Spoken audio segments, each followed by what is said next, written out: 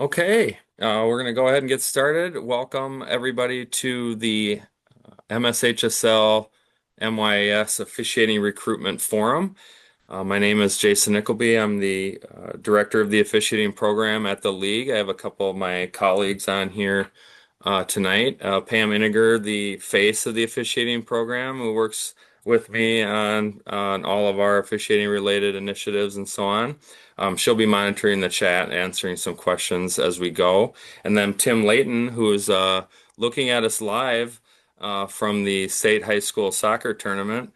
We'll hear from him for a little bit here at the beginning to get his take on on officiating. So, couple housekeeping things before we get started. Muting your line is helpful. If you have any questions on anything as we go, please put that in the chat, and Pam or Tim or myself or another veteran official that's on tonight can answer those questions. So, just a little bit of background on the officiating recruitment forum. So, goes back to just prior to COVID. We had an AD, longtime community ed person, Brett Carlson, who pushed to have a recruitment event primarily directed at college kids, but it was for everyone, and we did it in person. We had it at Tartan High School, and it was really successful, and we planned to replicate that. And then COVID hit, and we subsequently shifted to Zoom, like a lot of things have. And we have found really great success in having this officiating recruitment forum in a online format, doing it 3 times a year, primarily as we prepare for the next season of sports. So for the fall sports, we held a recruitment forum back in July. And now we're doing this one tonight in anticipation of the winter season beginning here, and then we will do another one in February as we prepare for the spring season. So we do it 3 times a year. It's a free and easy way to find out how to get involved in high school and youth officiating. What are the steps? Who can help you along in your journey? Uh, Connections, mentorship, all those kinds of pieces to help you get started on the right foot in your officiating journey. And that's the purpose of this forum, and we've found a really great success in it to this point. So, you've taken the first step, and that is to join us tonight on the forum to find out more about officiating and how you can get involved. And we're really pleased that you took the time to join us tonight. And again, there are a few veteran officials on the forum tonight that are involved in a number of sports from around the state, and we're hopeful that they can also assist in answering questions that you may have relative to starting your journey as an official. So, little background on me before I turn it over to my colleague Tim. Um, I've been officiating. I started working youth baseball and basketball 30 years ago. Um, and then progressed into high school officiating. Even when I was still a senior in high school, I was already 18, so I started working varsity baseball at that point, and then began football and basketball, and continued with baseball. Picked up volleyball along the way and softball. Did those things as I was in college at the University of Minnesota, and then into my teaching career, continued with officiating high school and collegiate football, basketball, baseball. And then when I started at the league 11 years ago, I cut back from baseball, and then I subsequently retired from collegiate basketball a few years ago with family, having a number of events, but I continue to do college football. And so I'm very much involved in the officiating world. I serve on the board of directors of the National Association of Sports Officials. So and continue to work with Tim and his national initiatives relative to officiating at the NFHS level. So, continued to be engaged and involved, and I think it helps our program that we have several people that are engaged in officiating at the local and national level to assist our high school officials in their development. So, um, Tim Layton, my colleague who's at the state soccer tournament, he's been officiating for 35 plus years in a number of sports. Most recently, basketball continues to do that to this point, and he is a really valuable asset for us in our program with his connections at the NFHS and also in his former life as a sports reporter with the Pioneer Press and just those connections that assist us in our program. So I'm going to turn it over to Tim just to talk about his background and his journey and connections with associations and the opportunities that you can have, in his case, to officiate at the state soccer tournament where he's at currently. So I'll turn it over to Tim. Very good. Thank you, Jason, and welcome everybody. As Jason shared, I'm coming to you live from US Bank Stadium, and that's the site of this week's soccer state tournament. We've had 6 games of semifinals today in the boys. Tomorrow's another 6 in the girls, and then 6 championship games on Friday. Wall-to-wall action, and then of course we shift gears to volleyball next week, and then this place will be hopping again in a couple of weeks for this football semifinals and prep bowl. So it's really a thrill for me to be able to visit with you, and I've become known for giving what's called Tim Talks, and these Tim Talks are a motivational session as you peer down the officiating path. And first of all, as Jason shared, I'd like to echo the congratulations to all of you for choosing to enter the officiating avocation. You took those courageous first steps, and we are here to assist you as you look at your monitor. Remember some of these names because we are here to assist you along the way and as you navigate this path called officiating. Now, this road can be an incredible one if you are prepared and motivated to succeed.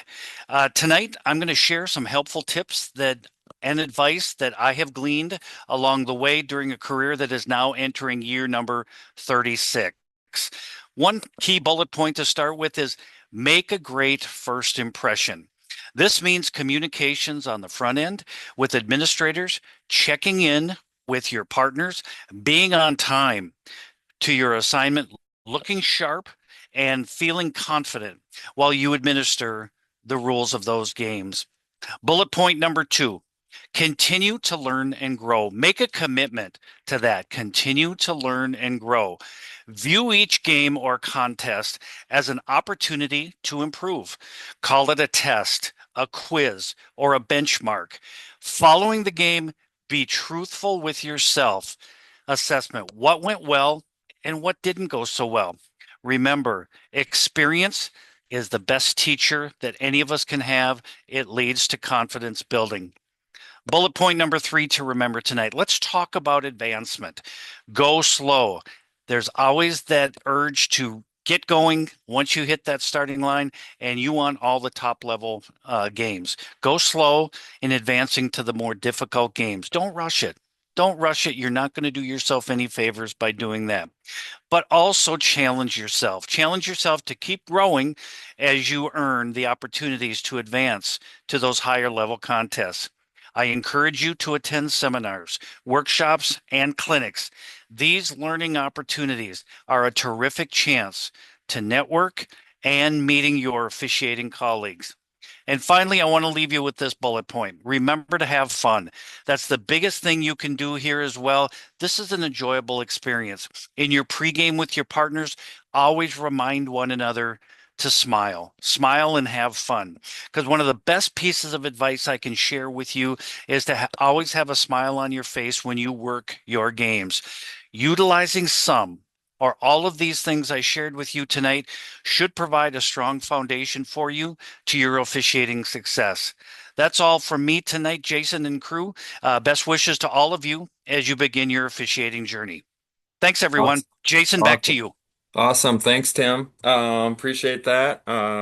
Enjoy the games. Hopefully the last game tonight doesn't end up in a shootout so you can get home at a decent hour. But um, you know, Tim, in some other presentations that we've had, has talked about the benefits of joining an association and just something to consider. We do have a video of Tim talking about that on our site. Just something to consider as you get further down the path is that associations in many cases provide opportunities for receiving assignments, mentorship, training, uniforms, all the kinds of things that will help you get started in a positive way. And so we would encourage you to look into association membership. It's not a required piece, but certainly in many cases, it's the only way you're going to get contests. Not all the time, but in many cases that is the case. And so we will send you those association contacts for your part of the state and your sport, and so on. So you'll know which groups you can reach out to. And we also send the list of attendees tonight to the associations so they can also be proactive in reaching out to you about the benefits of membership in their groups. So we'll talk a little bit more about associations here in a bit, but I wanted to just throw that out there that Tim has talked about that in the past, and it's something that you should certainly consider as you move along with this process. So, as I mentioned, Brett Carlson really pushed to have these forums. Brett passed away a few years ago, but continued to really champion this opportunity to learn more about officiating, to try to help not just our schools, but also to help the potential officials as they grow, either in skill development or in making a little bit of money or the other benefits of officiating. He felt that was really important, and so we continue these forums in his memory. Tony Schrepfer is the director of officials at the Minnesota Youth Athletic Services. Um, he has a training clinic tonight for their youth basketball officials, so he is likely to not be on tonight, but I will cover the information on his slides. But he has been at most of these forums since we began several years ago. So he's a quality contact as it relates to youth officiating in primarily in the areas or sports of football, basketball, wrestling, and baseball. But we also have connections to youth sport officiating opportunities in every sport that the league provides. So I mentioned Pam is on tonight, but we also have regional and state coordinators. Those are our supervisors of officials in each sport. We also have associations across the state, close to 100 unique associations. And each of those associations has a clinician that is responsible for teaching, training, providing information from the league to their members. And then we have a number of observers in many of our sports that go out across the state and watch officials work to provide them with feedback. And that is the staff that makes up our officiating program and all of the individuals that are involved in our program, which in this list is close to, I would say, 200 individuals that fill those roles to help facilitate the high school league's officiating program. Now, from an MYS perspective, as I mentioned, they are primarily in the sports of football, wrestling, basketball, and baseball, but we do have youth connections in the other sports, so we will certainly help you with that. But working at the youth level is really a great way to get your career started. There's often opportunities to work several contests in a day or in a weekend. And as Tim mentioned in his segment, the best teacher is going to be experience. And so working as many contests or events as you can is going to provide that opportunity to learn and to get better. And MYS provides that in all of their sport offerings. You'll have an opportunity to work a number of contests. And again, we have connections in youth sports and the other sports that the MYS does not cover. So if you're in gymnastics, if you're in um, hockey, softball, volleyball, all of those, we have youth connections that we can get you started. But MYS has several sports that they govern, 150,000 participants across the state that participate in their sports. They've been around for quite a while, and they're very supportive of officiating development and training. Tony Schrepfer, who I mentioned, is their director of officials, but their executive director is also one of our officials at the league in Dawson Blank. So they are very much supportive of officiating and the connection with the league. Um, they provide all of these benefits for officials that work in their events, but they also are connected to the league in that they do all of their training, eligibility, registration, and so on through Arbiter, just like we do. So there are some things that if you do it for or with us, that you would not have to duplicate through the MYS because we both utilize Arbiter uh, to provide education, tracking, and monitoring. So but again, they provide training, development, mentorship, and you'll have plenty of opportunities to get better and work a number of contests. If you're interested in youth officiating with them, you would go to MYS.org. You can go to their officials page, and they will get you started on the training aspect, getting you hooked up with assigners that will get you assignments for these specific tournaments or events. And as mentioned on that bullet point, second to last one, they do have the dual registration through Arbiter, so you don't have to complete extra certifications. And he talks about officiating uniforms, Dave's Sports Shop in Maple Grove or Fridley, and then General Sports in Edina also provides an in-person uniform opportunity. So, um, just to tie it up with MYS again, if you're interested in football, wrestling, basketball, baseball, they can get you started with youth opportunities. Go to their website and check in with them. If you have an interest in youth officiating with another sport, you can either reach out to us or throw something in the chat, and we can certainly assist you with next steps on who to contact in your particular sport or in your particular part of the state. So just generally, why become an official? And first of all, you're all here because you felt that this is an opportunity to get involved in something that you believe you'd enjoy and you'd be successful at. And there's several reasons that becoming an official is um, a positive experience. One is relationships, and I would say that's number one. Um, all the people that were in my wedding are and were officials. Um, almost all of my friends now are officials, and I have relationships with officials in a number of sports, basically in every state in the country.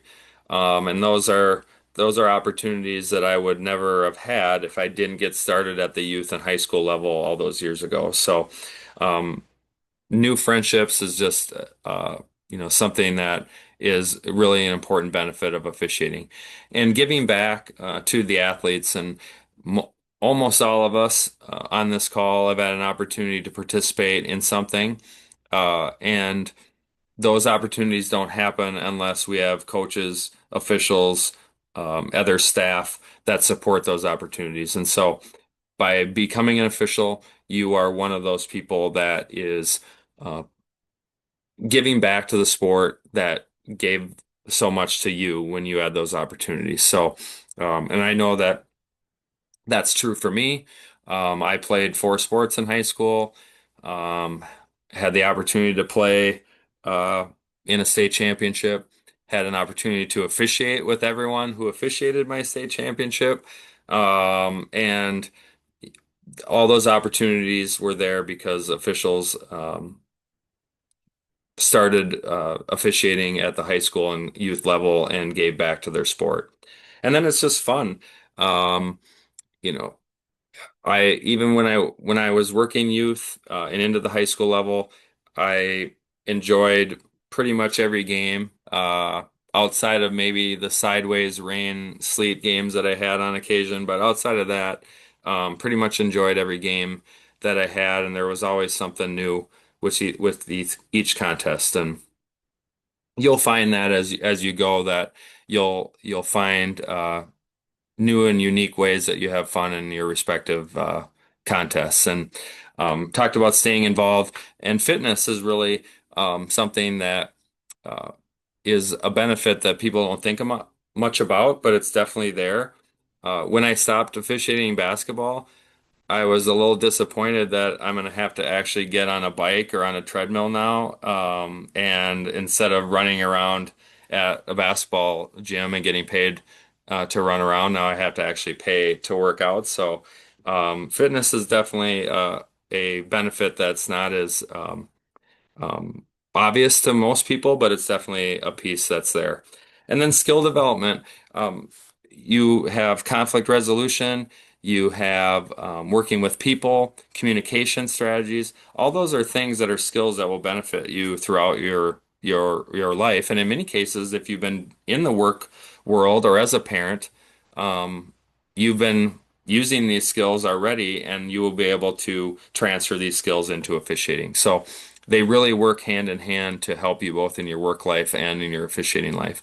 And then the money piece, no one really truly gets into officiating or stays in officiating because of the money, but there is an opportunity to make a decent amount of money to provide you with opportunities to, take a trip every year or to, uh, pay for some college educational expenses or all those kinds of things. There are opportunities to make pretty decent money in this avocation if you desire. At the league, our job is to promote officiating as something that's desired, that it's cool, it's fun, that's something that people want to do. And we work with our schools really hard to create a positive environment, a learning environment that's a connection to the classroom to make sure that it's a safe space for officials and participants. We register officials and we manage observation programs. We provide training and development for all of our sports. We are the liaison to the officials associations, of which there are 100 unique associations in the state. And then we're always trying to get better at what we do and to provide more training and development opportunities for officials as we go. And then finally, our job is to select and place officials for the state tournaments. We do not assign regular season contests. That's why I mentioned earlier in this call that if you're looking for regular season assignments, the best way to do that in most cases is to become a member of a local officials association who, for the most part, are responsible for assigning officials to um, most of our contests. And then again, our responsibility on the continual process improvement side of things, we're teaching the fundamentals of contest rules, mechanics, and communication. So, including in that is online rules modules, which you have to watch one in every sport every year, training clinics, which are required for postseason consideration, and then continuous training opportunities throughout the season, which we have done with more and more sports as we've gone along. And the online rules modules, we'll talk about those in a bit, but those those become available and the exam become available right before your season. So just to give you an idea on timing, um, the dance team module and exam is open right now and closes tomorrow. And then hockey closes, I believe, next week. And then basketball and gymnastics after that, and then um, conclude with wrestling and adapted hockey as well. So that's kind of the winter schedule. But we're responsible for putting those things together for officials and for coaches. And I talked about promotion of a safe environment. Our schools do a really good job of that. Our ADs and superintendents and principals know that they need officials, and the best way to do that is to um, make it a safe environment for everyone because officials are not going to they're not going to come back if they don't believe that they have a safe environment to work in, and that they're supported in doing their job. And I would say that again, our ADs do a really good job of that. We try to promote what they're doing, the schools, both through social media, but also we also provide opportunities for recruitment and retention through a number of resources, including posters, recruitment cards. We also have a toolkit site that our schools and associations can use to help with the recruitment effort of officials. And part of the recruitment effort certainly is the officiating recruitment forum, which you are on tonight as well. So the registration process, what that means is um, you pay for registration through the league or through MYS or through USA Hockey or whatever the organization is, and that provides you with a number of items, insurance, rules books, mechanics manuals or case books, depending on the sport, and other resources for your development. We um, we do that through Arbiter, as I mentioned, and we have roughly 6,000 officials across the state in our 18 sports that have officials. And again, all of them receive rules books and case books or mechanics manuals, and we mail those out a month or two prior to the season to the officials in those respective sports. And then our coordinators, and then Pam and myself are there to provide customer service and help to these officials as they are preparing and going through their seasons. But the registration side of things is just the payment side of things. And then eligibility is completing the requirements that you have in place in order to officiate at the varsity level. If you already have connections with an association or an experienced official or something like that, and you're ready to register, no problem. We will send out the registration link here within the next week or so, along with a recording of tonight's call. And you can use those resources to go ahead and register if you're ready. If you're not ready, that's fine too. We can connect you with a local association or an experienced official and get you going on that process. And as I mentioned, Arbiter Sports is the site that we use to register officials and then also to do all of your eligibility requirements. The requirements to work varsity uh, contests in Minnesota are pretty basic. Um, we have amongst the fewest requirements for varsity officials in the country. Um, other states require meetings throughout the year or a certain number of trainings or those kinds of things. At this point, we do not require that for the regular season. The basic requirements for regular season officiating in Minnesota is payment, which is registration, the general officials module, which you watch once per year, the sport-specific online rules presentation, which you watch for each sport. So if you work one sport, you just watch the one. If you do multiple sports, you have one for each sport that you work. And then the exam, which is 80% to pass and is open book. The concussion module, which is once every 3 years. And then the background check, which is completed on all new officials and then 20% of returning veteran officials. So every 5 years we do a recheck. There are certain disqualifiers on that, but you do not have to do anything separate. You don't have to pay for a background check. It's all part of the registration fee and that eligibility process. And here's kind of what that looks like. This is from last year, but gives you an idea what you'll see when you go on to Arbiter. There will be a welcome piece, a user consent. You'll put in your personal contact information, email address, phone number, social security number, etc. There's some questions that they ask, a background, consent, associations if you have one, and then your sports, and then you pay, and you're done with the process. We do need your social security number for the background check. That's why that's part of that process. We do not store it at the league. That's all stored in Arbiter securely. So they manage um, the data that is submitted as part of the registration process. Um, when you register through Arbiter, if it's the first time that you've ever registered, it's $30 for sport one, and then it's $15 for each additional sport. You can purchase additional publications through the MSHSL online store, but through your regular registration, you will get a rules book. You will get either a case book or official's manual if there is one, and then you get insurance, supplemental insurance as part of that fee, and you do not pay above and beyond that fee for those things. If you come back for a second year, which we hope that you do, the registration fees are the same.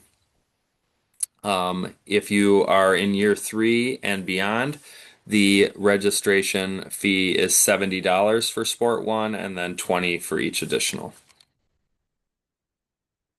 On the background check side of things, as I mentioned, all new officials rechecks every 5 years, and that's why we need the birth date and social security number when you register because we complete those background checks. We complete background checks in batches, and we do it roughly 2 to 3 weeks prior to the season beginning. So if you've already registered to this point, we've started the background check process for the winter sports. But if you have registered to this point for a spring sport only, we will run background checks as we get closer to the spring season. And then the concussion course piece, this is required by state law, even if you do not want to register or officiate at the varsity level. You still need to complete a concussion course. And again, it's once every 3 years.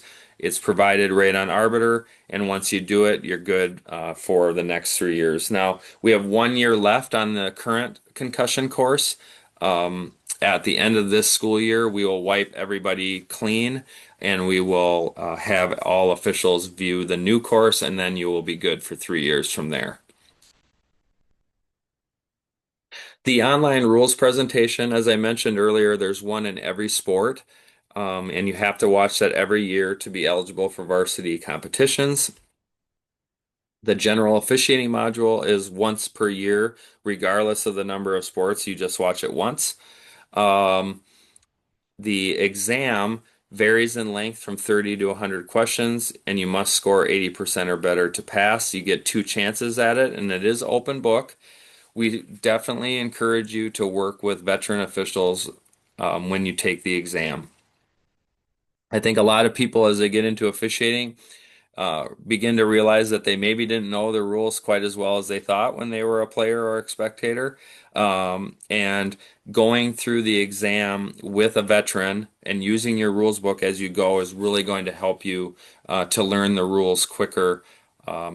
And you'll be able to apply them during contests um, a lot a lot easier and sooner than you would if you don't use your rules book or get into it as much. So certainly encourage you to work with a veteran official and use your rules book during the exam and then throughout the season.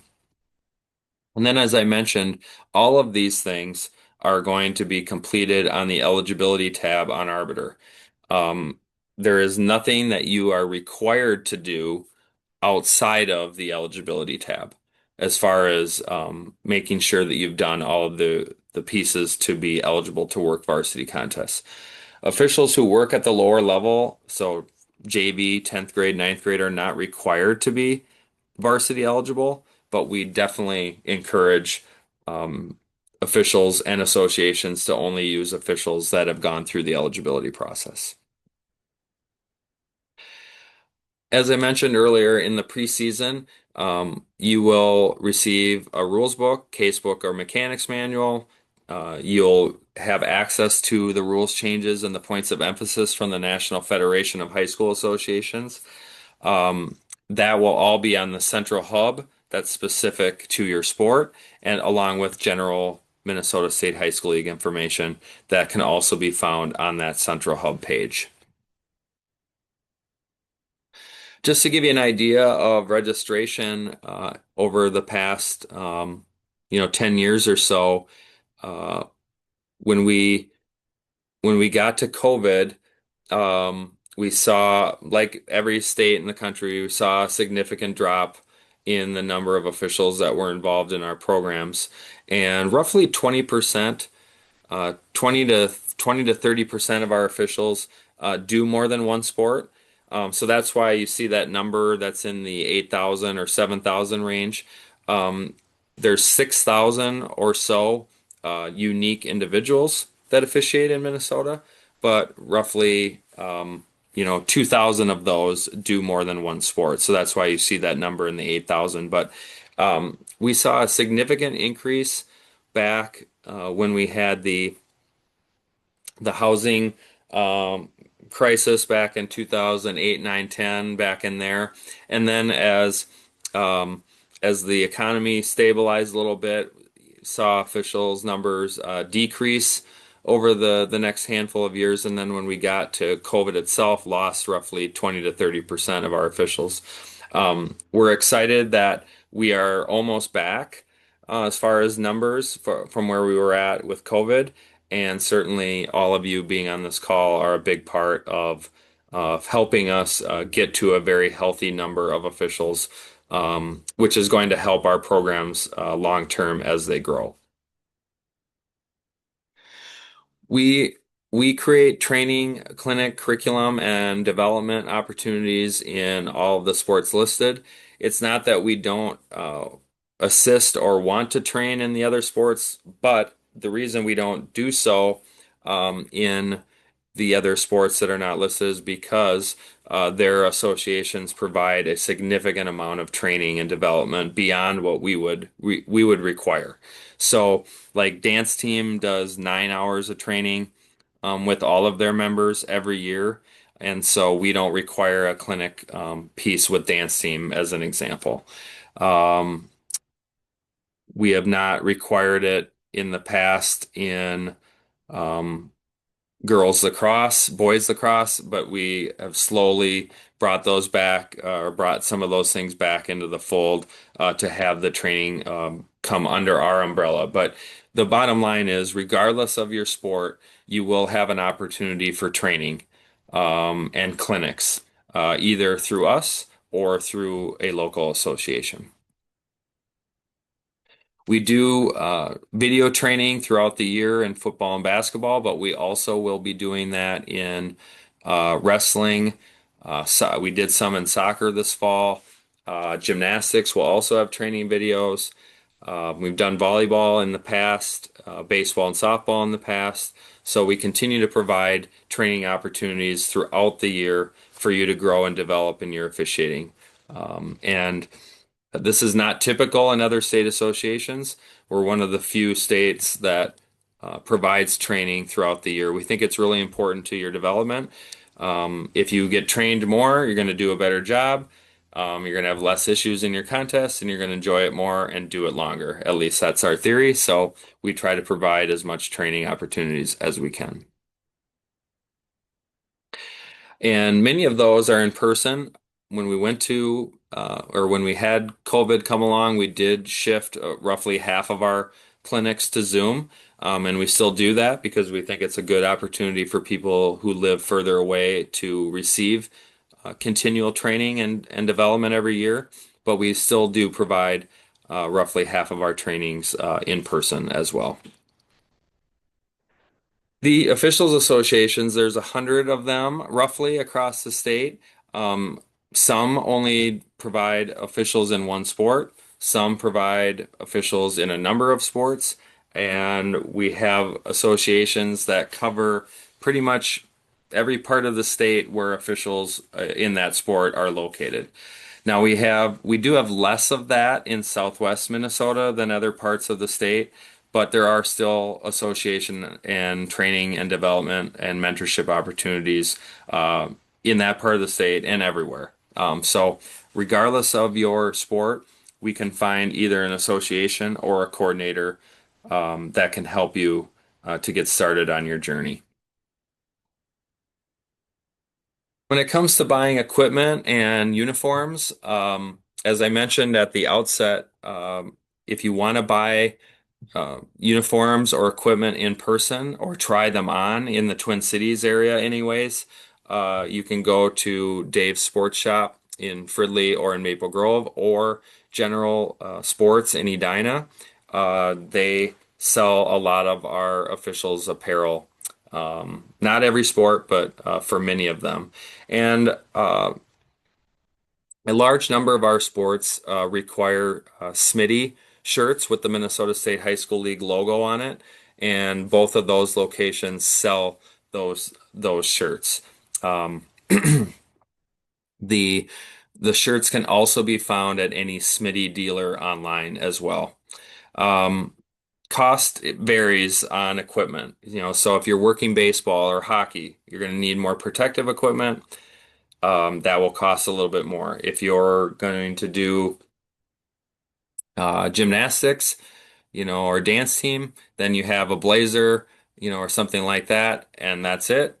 And then you're all set. I would say in many cases, associations provide opportunities for you to um, get uniforms or equipment that's been handed down from veteran officials who are no longer using it.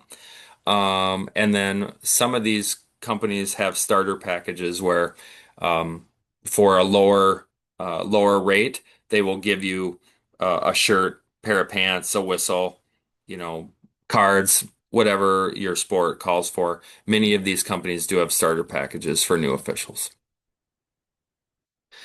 Insurance is not something that is real exciting to talk about, and most people aren't worried about it. But it's one of those things that you don't really think about it or talk about it until you need it.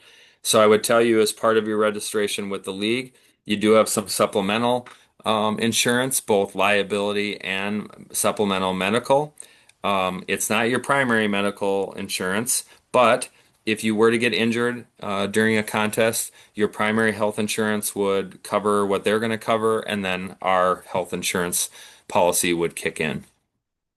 If you're looking for more resources or insurance or training for that matter, the National Association of Sports Officials is a quality entity to talk to about receiving more coverage, and they also um, provide training and development in many sports. They have 35,000 officials that are members across the world, and they cover just about every sport that you can think of. They have members that are rodeo officials. They have pickleball officials, tennis, um, every sport you can think of. They pretty much have a member as part of their organization. So certainly encouraging you to consider joining NASO if you're looking for more training or insurance opportunities. Then once you get through these initial steps, the next step is to go work a scrimmage or to work a practice event. Um, Work as many of these as you can to help you to get ready for regular season competitions. It's going to help you to adjust to the mechanics and the speed. You'll find that as you go, each level that you move up, the speed is going to be a lot faster than you're used to. But eventually, after working for a number of contests or years or whatever, you'll get used to that speed, and things will slow down as you become more used to it. But working scrimmages is going to help you with that. Setting yourself up with a veteran official.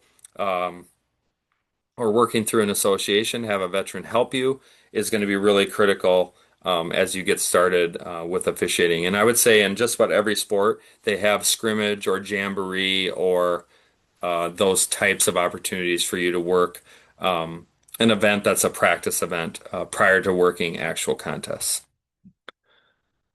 And then you're ready to go. We get going with contests, with games, with events. We really encourage you to seek a mentor, an experienced official who can give you advice and feedback on your officiating career. Um, I would, so in my case, I've been officiating college football, basketball, and baseball for this is my 26th season. And I called my mentor in football officiating. I called him about an hour before this call um, and talked to him about something that happened in my game on Saturday. So even though I've been doing it for 26 years, I still call my mentor and ask him questions and seek advice and feedback. And I would really encourage you to do the same. It's going to help you, and it will help them in many cases. I've learned more, I would say, being the mentor than being the mentee. And so mentors really enjoy connecting with new officials and helping them out because every single one of us was new at one point and someone helped us. And our veteran officials want to be there to help you as you start your career. And then just keep checking in with the mentor, with your association, with coordinators, and others that can help you. Um, check in mid-year with them, check in as many times as you can. And and I would say if you have the opportunity, view yourself on film. That's the best teacher. You're gonna I was also viewing film of my game about an hour before I got on here, and so always looking at film and critiquing myself on how I can do better.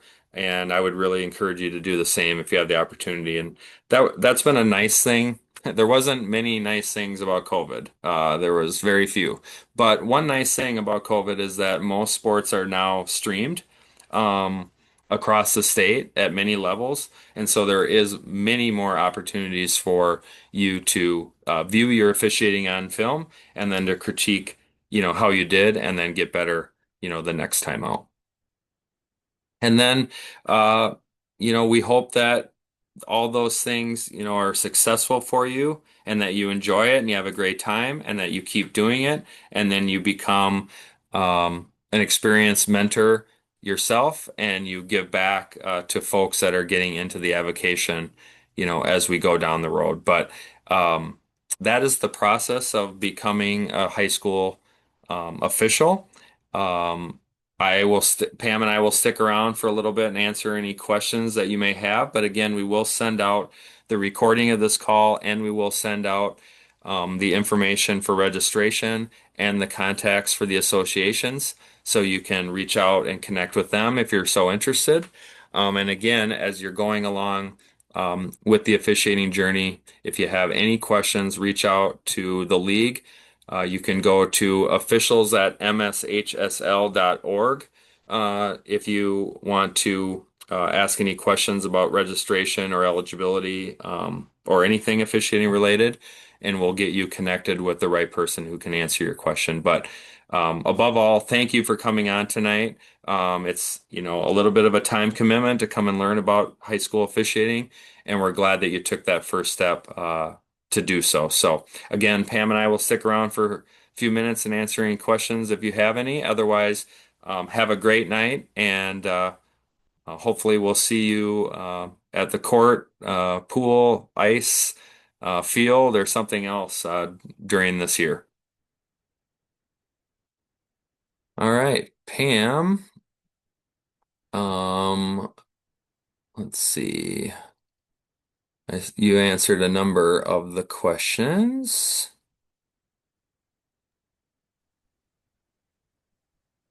Okay. Yeah. I have a question coming just a second. Yeah, Okay. go ahead.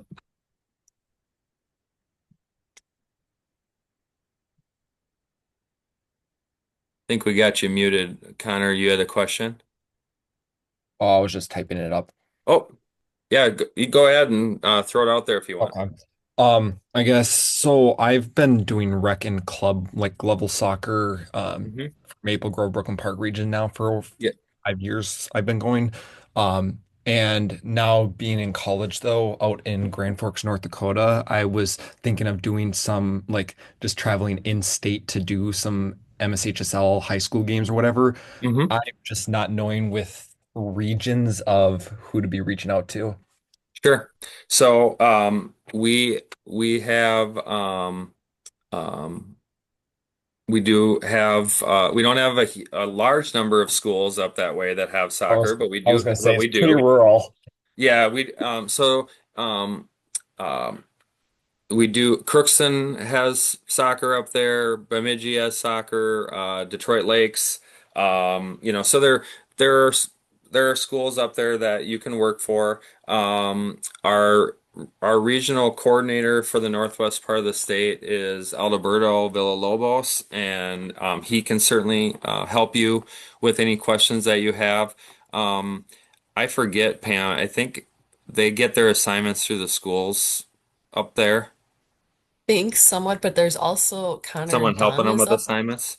Connor Dunn is up that way. Okay, I yeah. think he might Yeah. be in Fargo, but Yep. he does some Hmm. assigning up that way. Yeah, ND, which I think stands for North Dakota assigning Connor Dunn, but I think he does the Minnesota side stuff as well up in that Yeah. area. Yep. Mhm. So, and I think he officiated in our state tournament, I think. Mhm. Mhm. So yeah, so Connor's up in Fargo but he would be able to assist you in Grand Forks, certainly. Okay, So, perfect. yep. Appreciate it. Hmm.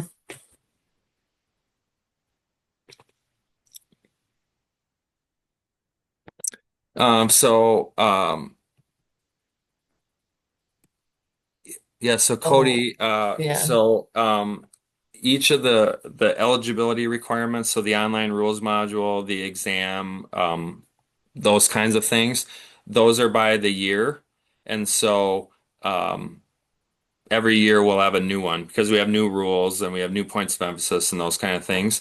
So once we get to July, we wipe out all of the eligibility stuff from the previous year, and then we put in, as we get closer to the season, we put in the stuff for the new year. So, football in your example, for you, the online rules module and the exam will open up the first week of August, typically like Monday, August 3rd, 4th, 5th, whatever it happens to be, something like that. And then it's usually open for about 3 weeks, the online rules module and the exam. And the general officials module opens up around then also.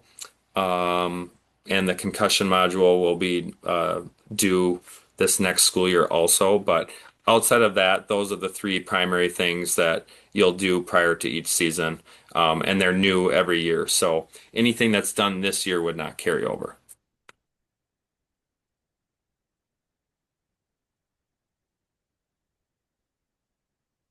Let's see. And then so so Jackson, Jackson. what sport um in part of the state?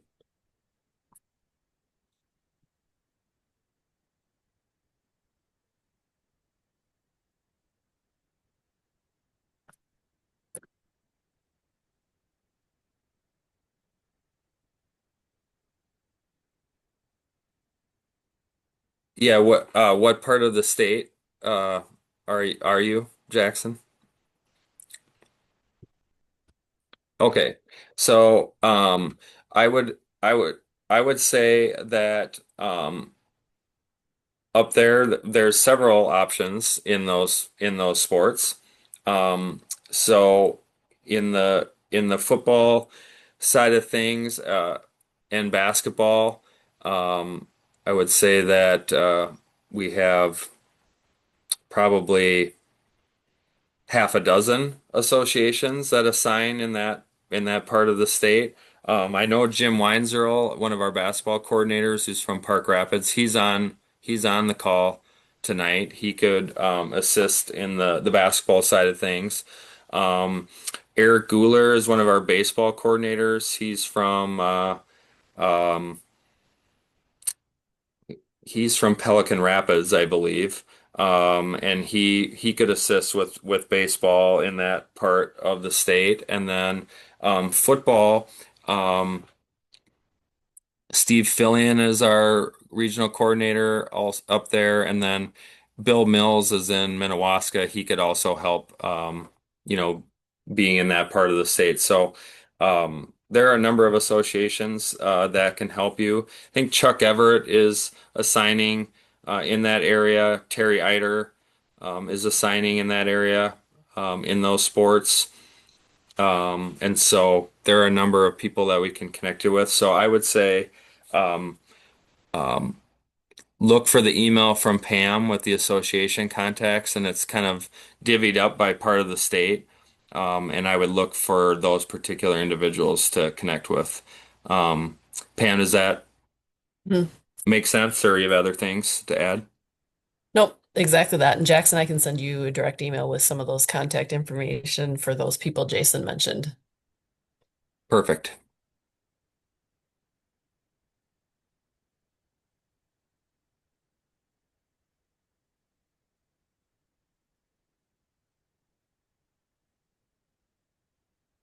And Cody, I think Tom Wallen, suggested talking to Phil or Nick Worm or Greg Westerman in your area. They'll be happy to assist. And Phil and Nick for sure, while Greg too. They're all really good officials and would be able to assist. So, all right. Thank you, everybody. Appreciate your attendance tonight. As I mentioned, um, Pam will be sending um, the recording and the association contacts. And if you have any questions after reviewing the information that Pam sends, then go to officials at mshsl.org and we will get back to you with someone who can assist with your inquiry. But thanks for being on tonight and have a great night.